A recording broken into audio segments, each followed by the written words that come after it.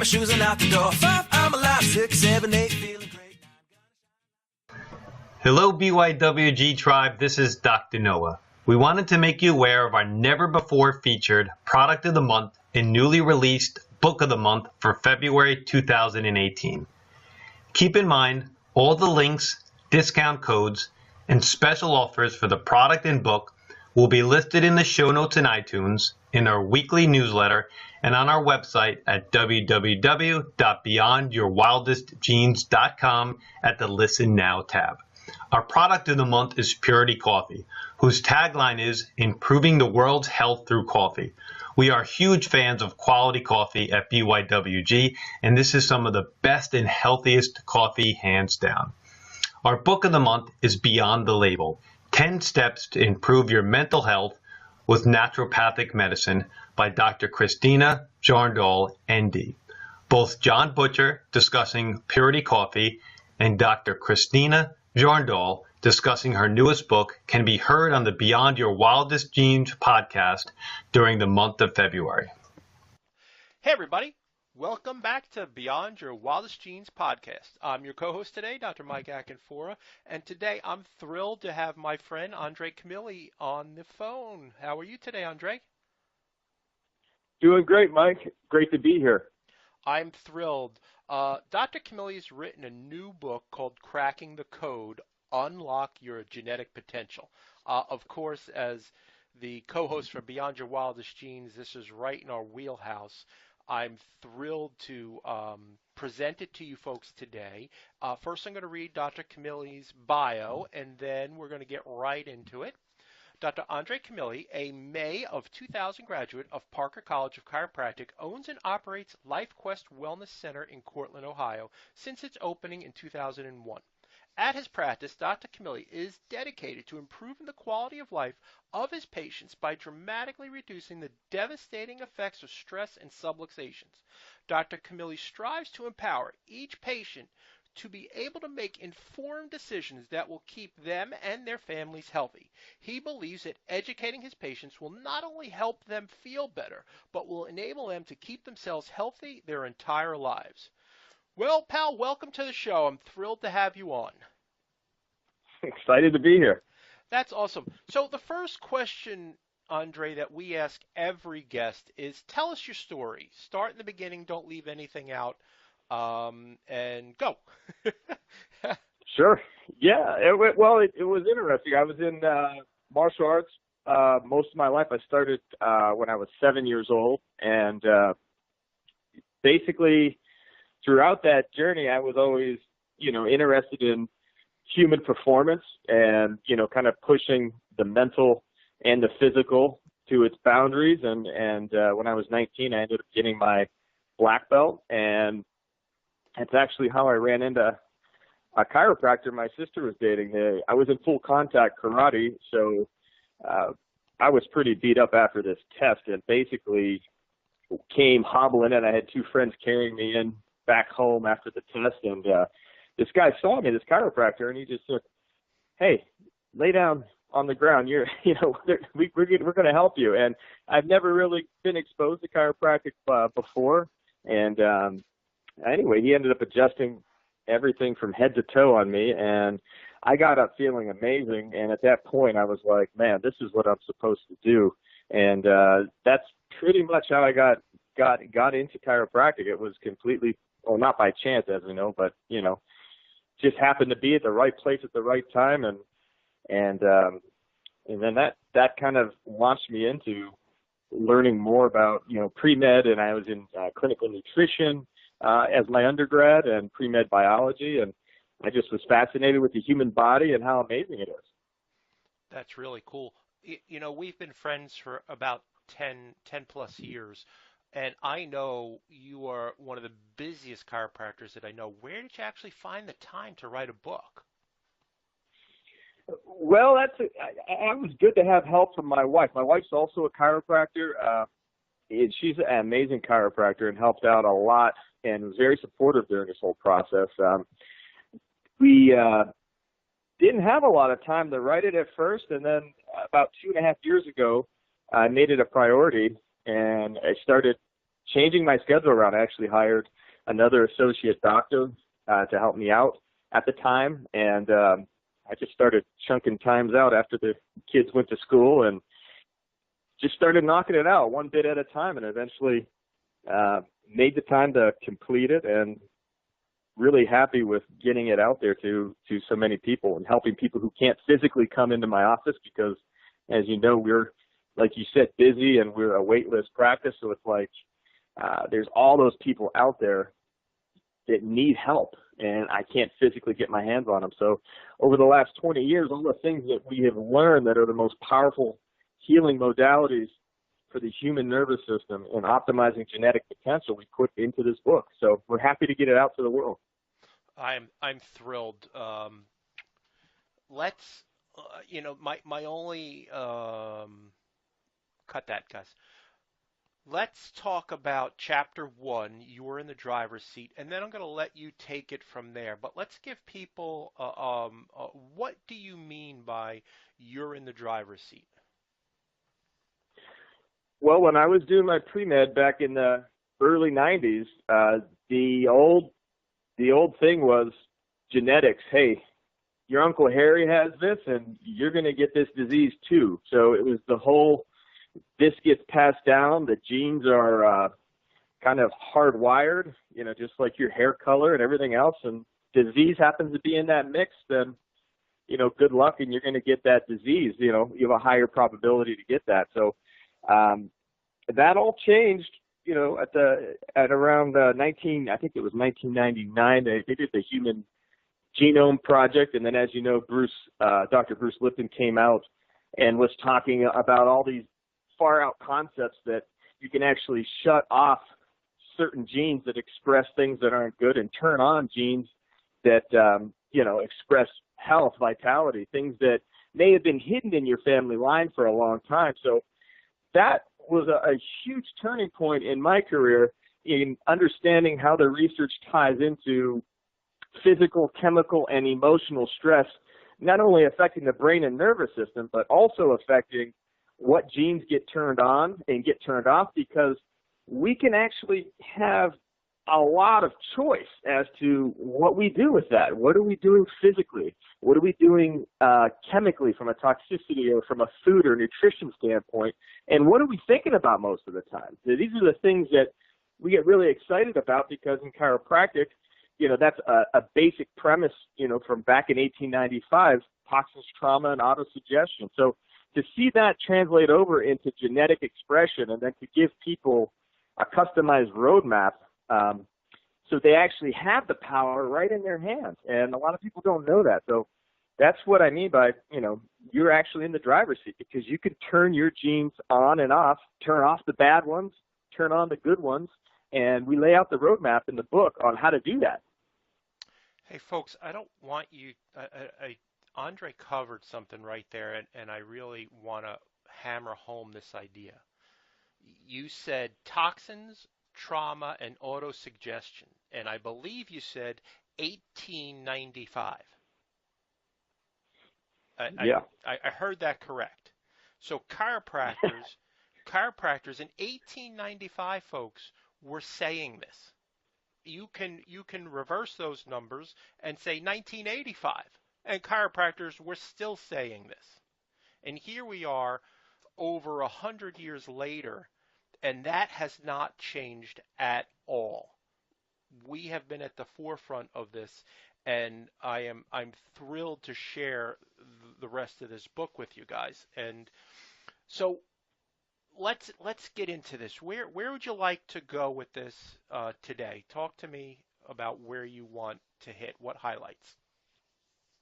Well, I think one of the big highlights, Mike, is understanding that we are all very different. And one of the things that I was researching was this whole concept of, genetic expression was, a lot of people out there are giving cookie cutter approaches to this. And this whole cookie cutter approach is, hey, this works well for everybody. Like, for instance, right now the rage is the ketogenic diet. It works well for everybody. All of these things that are cookie cutter approaches I found that it may apply to a large percentage of people, but in the book, we wanted to become much more customized. We wanted people to go through, and at the end of each chapter, there's 10 questions that you would answer. And it'll give you a score, 0 to 100, 100 being the best, 0 is horrible, and just to see where your weak links are. And in our practice, one of the reasons that we have a high success rate is that we have people take the easiest first step. And a lot of people out there don't do that. They overwhelm people. They say you have to throw everything out. You have to change everything. And let me tell you, most people, when they're overwhelmed and their nervous system's under an enormous amount of stress, they don't have the energy to make that change, let alone sustain it. So I think one of the key points is find your unique wellness blueprint. See where your weak link is. Take the assessments at the end of each chapter and, be honest. I always say be honest and score yourself and see where you need to start and take the easiest first step so you can not only be successful and develop new habits, but move on to step 2 and step 3 and step 4. As we know, it's an evolving journey, but I like to simplify it for people. So that's one of the things I like to, hit on with this interview. Absolutely. The interesting thing is being very busy in practice, and one of the thought processes of people are, I just can't get started. It seems so easy. And one of our mentors, Dr. Russ Rosen, has always said, it is simple. It's just not easy.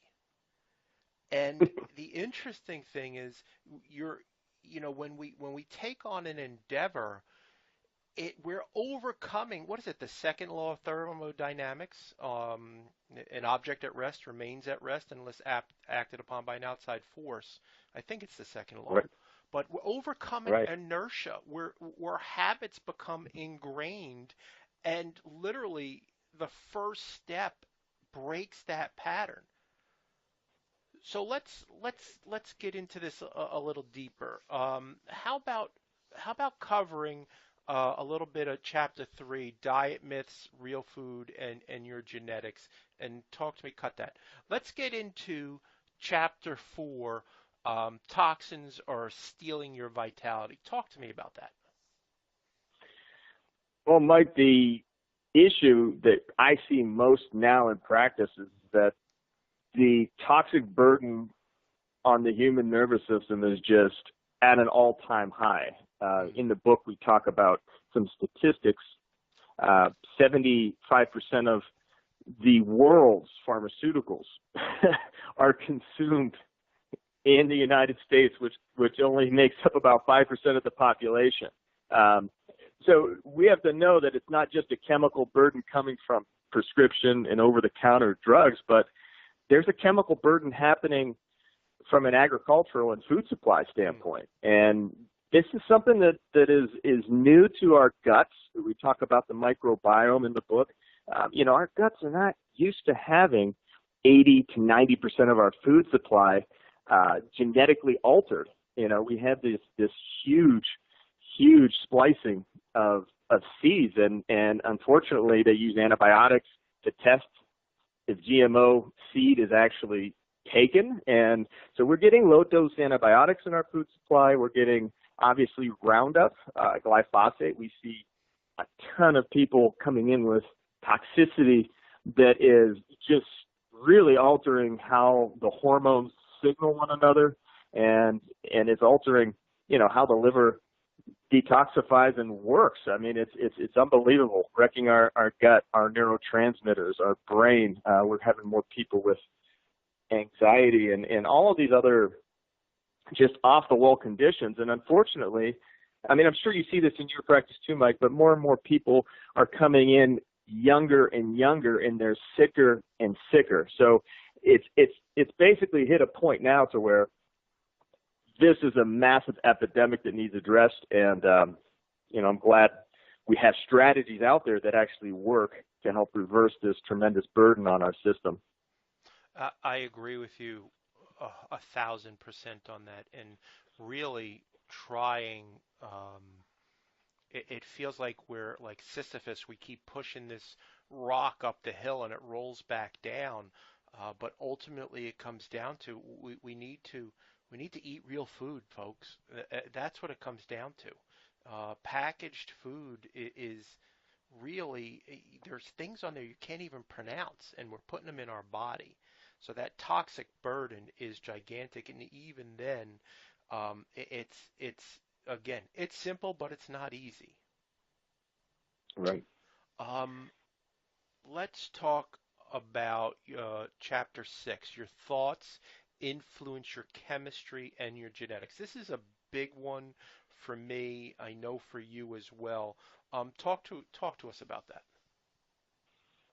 Sure. I actually have a personal story with this one. I was probably in my mid to late 20s, and I had suffered a severe spinal injury, and I remember going to these different doctors to get help, and the one doctor pushed on my spine around my kidneys, and then he pushed on some spot in the front of my belly, and then he said something like, this is all emotional stress. And I really didn't understand what he was saying, because I had an MRI at that point that had showed a massive torn disc in my low back. So I was thinking to myself, like, this guy's kind of off his rocker. It's already been proven that it's a disc herniation. And he went on to go and pinpoint the actual emotion tied to the kidneys, which is fear. And he ended up pinpointing it all the way back to like when I was a young kid, where I got in trouble at school. I was actually in second grade, and they called my mom and dad in, and I remember them taking me out in the hallway with my teacher, the teacher saying, "Hey, this kid is having some serious problems. We need to not only hold him back, but actually demote him down to first grade." And I just remember like feeling like a wave of fear come over me when I was a little kid. But this guy, found this, and basically the technique he used released this from my body, this burden I was carrying around since I was 8. And that actually was a catalyst of my own healing and my own recovery. So when I wrote that chapter, our thoughts influence our chemistry and our genetics, that kind of got me into the world of, well, how much is our emotions affecting our physiology? And it turns out a whole bunch, because our brain never shuts up. And if we're thinking thoughts of stress or of lack, we also have to understand that our body is going to secrete hormones that match our thoughts. And that's where you got a biochemical effect from our thoughts. And our thoughts are stressful. They're going to secrete stress hormones. That's going to accelerate aging. That's going to cause immune suppression. It's going to cause a lot of problems. It's also going to activate genetic expression that we all don't want. So I always tell people to be aware of your own internal dialogue. And, we want to get into changing our thought patterns and putting what we want in front of us. So that's the big thing is that there's so many opportunities to hit the stop button on our negative thoughts, and to start focusing on things that we're thankful for, that we're grateful for, that produce antidepressants. These thoughts of gratitude are very powerful healers. So that whole thought biochemical process just fascinates me. So that's why I wanted to dedicate a whole chapter to it. Yeah, it's really interesting. What we try to do and on the podcast, and we ask our and I'm appreciative when authors like yourself come on, because I call them your book babies. These are your little book babies. And what we ask is like actionable items. So you're talking about gratitude and the state of being gratitude. Talk to the audience about what you can do to bring more gratitude into your life. One of the things that we instruct our patients to do is just start by writing down a real basic list. I think a lot of people get too caught up with trying to make this elaborate list, and they're racking their brain. And I always tell them, whoa, like, back up. You're really good at pointing out all the things that are going wrong. Yep. So if you have 10 or 20 things that aren't right in your life, I mean, they're quick to dwell on those. And I always explain to people for however many wrongs you have, there are an equal amount of rights. And one of my mentors, Dr. John DeMartini, he has a whole method called the breakthrough experience. And I mean, his whole methodology is getting people to what he calls equilibrate themselves and to balance out the good with the bad and to show that there's actually balance, there's actually harmony. The issue is we have a lot of polarity. We're focused in on the wrong. So I always tell people counterbalance with simplistic things. I mean, we all have, we're all blessed to have, a roof over our heads, most of us, and to actually have food. And, if we're blessed enough to have a family, spouse, or children, I always have them start with the real basic things to be thankful for, and just get into the habit. At first, just like any new neural connection in the brain, at first that might be a little harder to focus on gratitude because you've been firing and strengthening a pathway of ingratitude for so long and of stress for so long, that pathway becomes easy to fire. So if you want to starve that pathway, you have to create new pathways, new chemistry. So start with something easy, start with basics, our basic things to be grateful for, and create a daily ritual. I always explain to people, everybody's sitting on the toilet at one time or another during the day. Count your blessings then. A lot of people have to drive or commute to work. Count your blessings then. Everybody has to take a shower eventually. Count your blessings then. So there's a lot of things, there's a lot of times that you can link that are typically downtime that you can create into gratitude time. So I always start with that basic first step. I love that. And there are the when we get caught up in the roller coaster of life, because it is a roller coaster, and Dr. John DeMartini's been on the podcast and talks about breakthrough experience. There's always going to be a yin and a yang. And a lot of times, just like you're saying with these neural pathways, we take so much for granted. Sometimes in my journaling in the morning, I'm just grateful for a good night's sleep. I'm grateful for hot water in the shower. And when you start your day that way, it really sets you up for a day of success. And I'm not saying it's always going to go the way you envision, but if you come from that gratitude first, then it really gives you a better probability of a great day. Absolutely. Absolutely. That's the whole quantum experience that we spoke about however many years ago. 10 plus years ago, we were sitting, at a cafe there in New Jersey.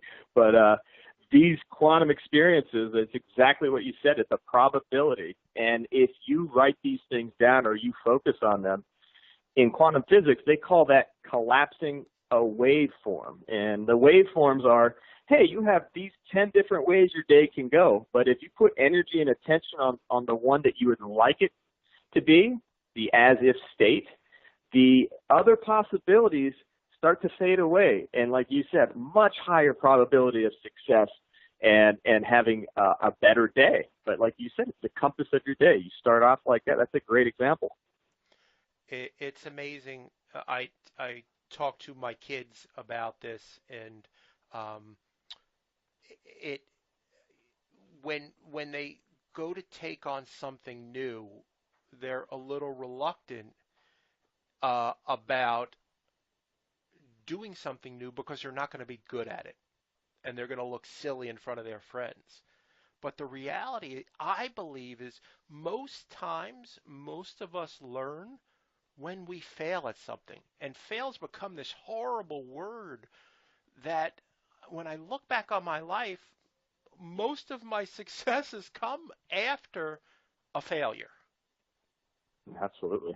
It's amazing. So we kind of we're looking at it through a lens that's skewed, and it's just Edison with the light bulb.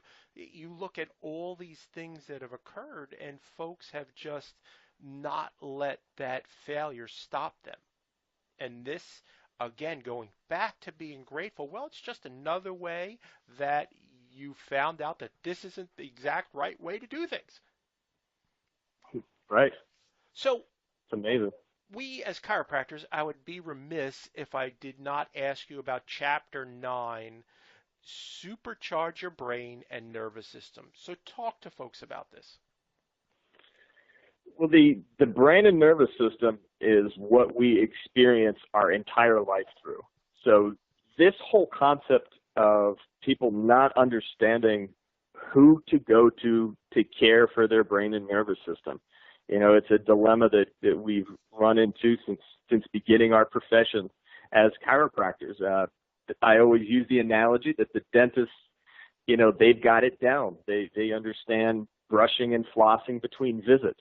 And we instruct our patients, to do the right things in between visits, but they're just not making the connection that the brain and nervous system is something that could be optimized through regular chiropractic care. And in that chapter, I wanted to highlight the not so obvious benefits of chiropractic, all the way down to improving how well your DNA repair. And when you have stronger DNA, stronger blueprints, you actually make stronger cells.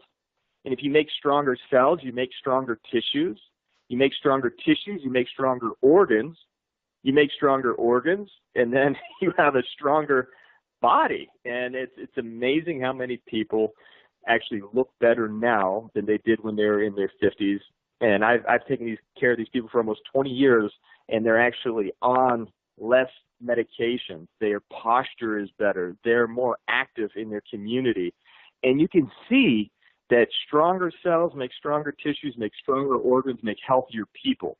And you can also see people who do not do those things, like regular adjustments, and they have a crappy blueprint, and that DNA, if it's not repaired properly, makes weaker cells, and we call that degeneration or accelerated aging. So we, it is so powerful, the concept, that we know the nervous system affects our immune system. It affects our kidneys, our eyes, our digestion. It's such a powerful system that it has to be the key focus of health and well-being, and has to be a focus for anyone who's into having a better quality of life. We have to look at what controls everything, and that's why we wrote this chapter on the brain and nervous system, because people don't know it improves your neural efficiency when you get an adjustment. People don't understand it improves how the immune system functions, and all of these things, all the way down to the genetic and cellular level. So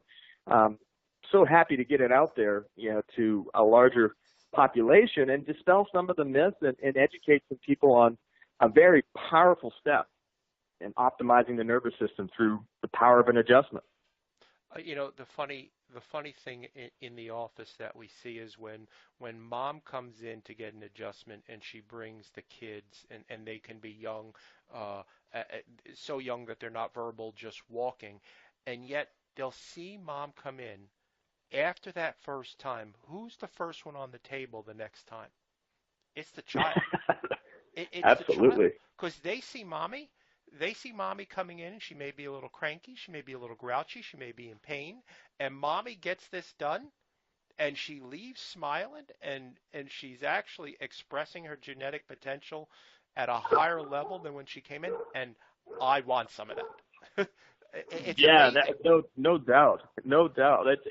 It's something crazy too. I know you've seen this, Mike, with little kids. They come in and they're a little hesitant on their first visit, and then when they realize what's happening there on your table, when you're turning their nerve system on, turning their power on, it's the most amazing thing. The kids don't ever want to leave.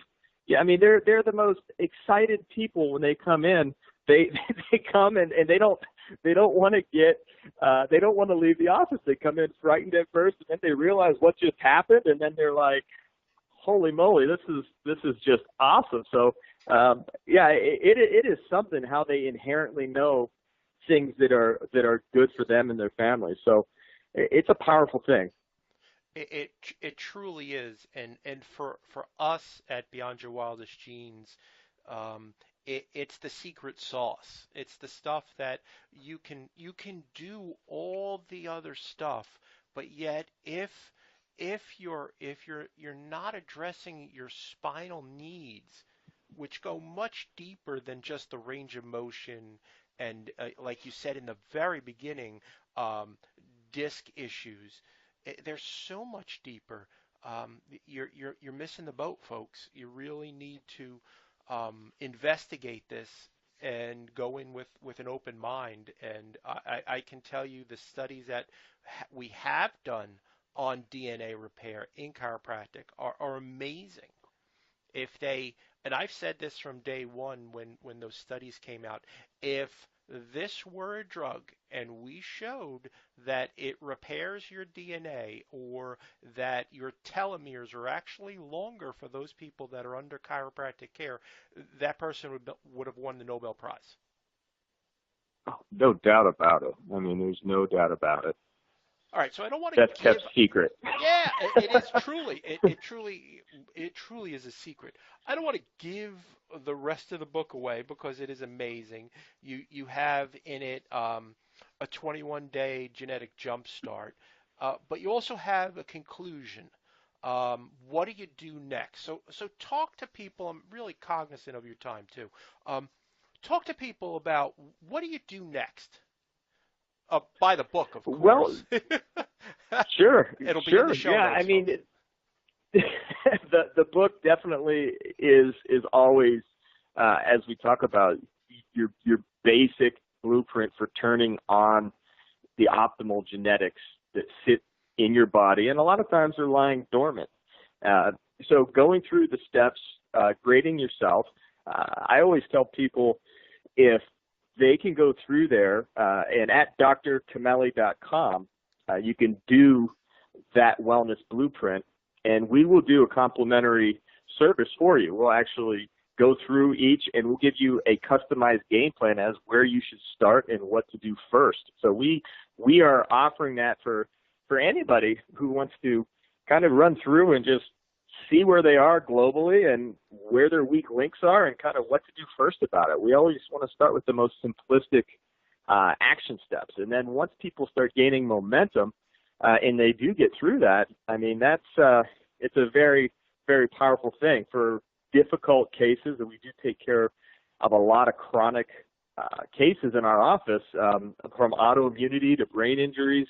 Obviously, some of those go beyond the scope of the book. So in that chapter, as far as next steps, if it is a case like that requires maybe a little more attention, we do phone consultations, and we take a lot of people from really not so nice place to opening up hope and showing them a roadmap as to what they can do to get an improved quality of life. So I always start with the basic assessment, the wellness blueprint, and then go from there.